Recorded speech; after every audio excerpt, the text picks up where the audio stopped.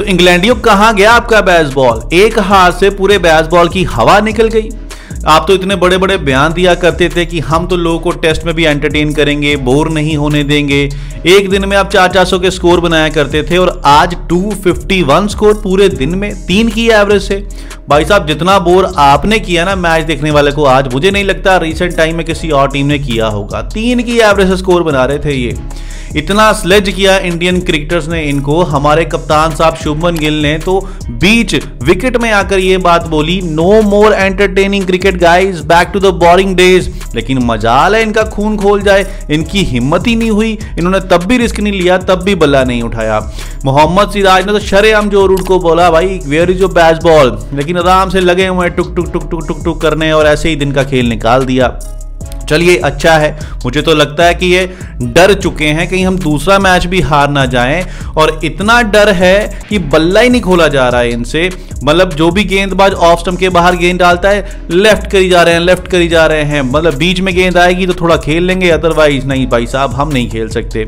अब कुछ लोग ये सोच रहे होंगे कि जो रूट और ओली पोप की गेम ही ऐसी है, वो खेलते ही ऐसे हैं। तो ओपनर ने क्या कर दिया था, उन्होंने भी तो 13.3 ओवर में से 43 ही स्कोर बनाए थे, वो भी तो 3 की एवरेज से खेले थे। वो तो अटैकिंग गेम खेलते हैं ना, लेकिन उनका अटैक किस तरीके से डिफेंस में चेंज करना है, ये इंडियन टीम ने सिखा दिया इनको यार। तो एक दिन का खेल खत्म हो चुका है। इंग्लैंड ने 251 स्कोर बनाए और 4 खिलाड़ी इंग्लैंड के आउट हैं। जो रूट 99 पर नॉट आउट खेल रहे हैं, 1 रन चाहिए उनको शतक बनाने के लिए। आज के इस पूरे दिन में इंडिया के लिए क्या पॉजिटिव रहा, क्या नेगेटिव रहा, उसके ऊपर हम थोड़ी सी बात करेंगे। स्टार्ट करेंगे हमारी पॉजिटिव न्यूज के साथ, क्योंकि पॉजिटिविटी जरूरी है।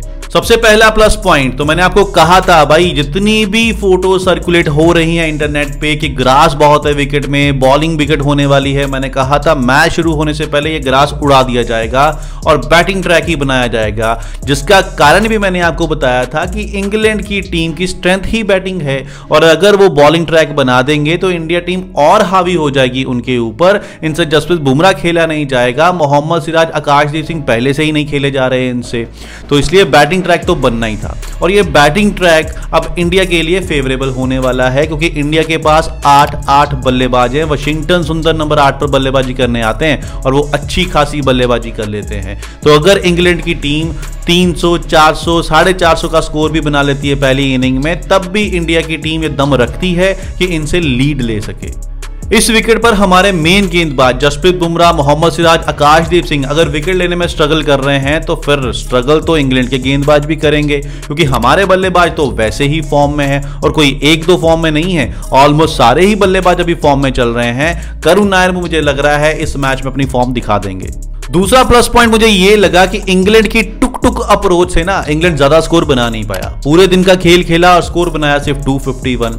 अब दूसरे दिन अगर इंग्लैंड 200 का स्कोर भी बना लेती है और ऑल आउट हो जाती है, तब भी इनके पास स्कोर कितना होगा, 450 स्कोर होगा। और इंडिया की टीम आप दोनों मैचेस देखोगे आराम से 350, 400 एवरेज स्कोर बना रही है। तो अगर 450 स्कोर इंडिया भी बना लेती है, तो फिर दूसरी इनिंग पे बात आ जाएगी कि दूसरी इनिंग में जो अच्छा खेलेगा वो मैच जीत जाएगा। तीसरा एडवांटेज जो खुद इंग्लैंड टीम ने इंडिया को परोस के दिया है, वो है टॉस जीतकर पहले बैटिंग करने का फैसला। इंडिया को इन्होंने बॉलिंग दी है, तो चौथे इनिंग अब इंडिया बल्लेबाजी करने वाला है, और चौथे इनिंग में इंडिया को पता होगा हमारे सामने टारगेट कितना है, किस अप्रोच से हमने खेलना है। अगर टाइगर आउट ऑफ रीच है तो ये फिर ड्रॉ के लिए जा सकते हैं, और अगर टाइगर रीच में है तो फिर ये उस तरीके से खेल के मैच को जीत भी सकते हैं। तो एक एक्स्ट्रा बेनिफिट जो खुद इंग्लैंड की टीम ने इंडिया को दिया है। तो चौथा एडवांटेज रहा नीतीश रेड्डी की बॉलिंग। सोचा नहीं था कि नीतीश रेड्डी पहले दिन के सबसे कामयाब गेंदबाज होंगे। पहले ही ओवर में इन्होंने 2 विकेट निकाल दी थी। उसके बाद भले इनको विकेट ना मिला हो, लेकिन 2 विकेट निकालना वो भी तब जब आपके मेन गेंदबाज स्ट्रगल कर रहे हो।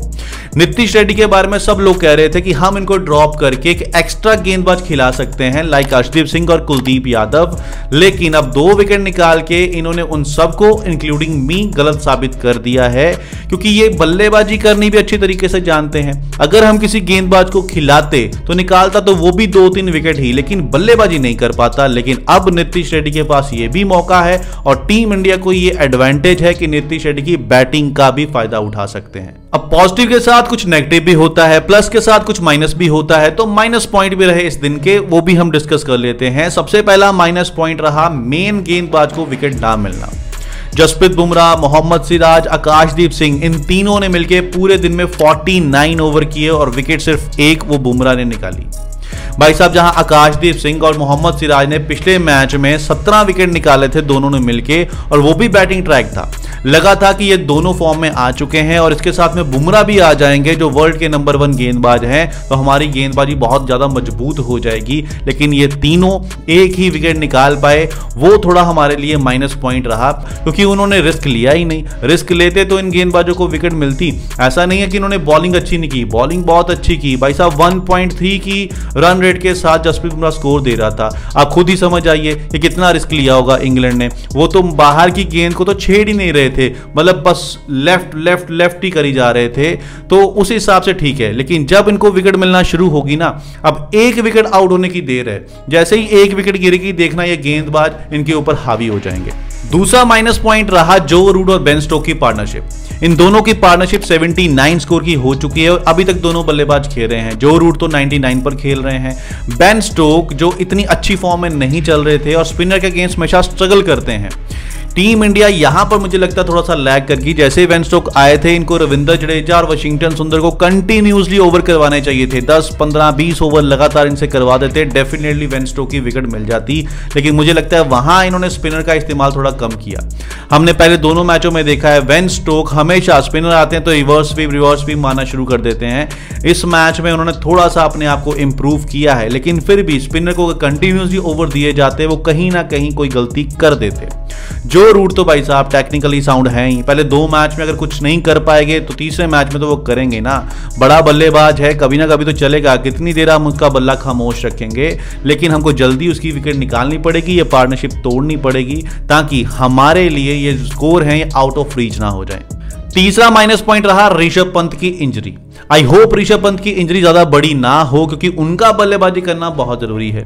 इनिंग का 34वां ओवर था और ऋषभ पंत ने डाइव लगा के बॉल रोकनी चाहिए और बॉल उनकी उंगली पे लगी, उनको चोट लगी, वो मैदान से बाहर चले गए। उसके बाद सारी कीपिंग जो है वो ध्रुव जुरैल ने ही की है।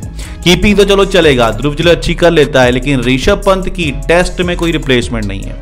ऋषभ पंत एक ऐसा बल्लेबाज है जिसके सामने वाली टीम के गेंदबाज कोई स्ट्रेटजी बना नहीं पाते, क्योंकि वो उनका माइंडसेट रीड नहीं कर पाते। गेंदबाजों को ये पता नहीं होता कि इस गेंद पर ऋषभ पंत क्या करने वाला है, बॉल को डिफेंस करेगा या फिर आगे बढ़कर चौका या छक्का मार देगा। और वैसे स्पेशली जब ऋषभ पंत फॉर्म में हो, पहले मैच में 2-2 शतक बनाए हो, तो भाई साहब अगर वो बल्लेबाजी नहीं करेगा ना, तो समझ लीजिए टीम इंडिया की आधी बल्लेबाजी की कमर वैसे ही टूट जाएगी। ऋषभ पंत का बल्लेबाजी पर आना जरूरी है और पूरा फिट होके आना जरूरी है, क्योंकि अगर प्रॉपर फिट नहीं होंगे तो कहीं ना कहीं बैटिंग में वो कमी दिखाई देगी। तो चलिए प्लस माइनस की बात कर ली, अब हम बात कर लेते हैं दूसरे दिन टीम इंडिया के लिए आइडल कैसे हो सकता है। तो सबसे पहला काम तो भाई साहब 2 सेशन से पहले इंग्लैंड को ऑल आउट करना है। और जिस अंदाज में इंग्लैंड की टीम खेल रही है, 2 सेशन अगर बल्लेबाजी भी कर लेती है तो आराम से 150 के आसपास ही स्कोर बनाने वाली है। इससे ज्यादा स्कोर नहीं बनाएगा, और 150 स्कोर बनेगा तब भी इंग्लैंड के 400 स्कोर ही होंगे, और 400 स्कोर इंग्लैंड की बैटिंग लाइनअप के हिसाब से ठीक स्कोर है। इंडिया इस स्कोर से भी लीड ले सकता है। उसके बाद आखिरी सेशन टीम इंडिया को ही बल्लेबाजी करनी है और विकेट नहीं गंवानी है। 1 विकेट चले जाए, होना नहीं चाहिए। अगर चली भी गई चलो ठीक है, ज़्यादा से ज़्यादा 1 विकेट, इससे ज़्यादा नहीं। कोशिश करनी है बिना किसी विकेट के 80-90 स्कोर हमने बनाने हैं, और उसके बाद तीसरे दिन पूरा दिन बल्लेबाजी करके इंग्लैंड को बैक फुट पे लेके आना है।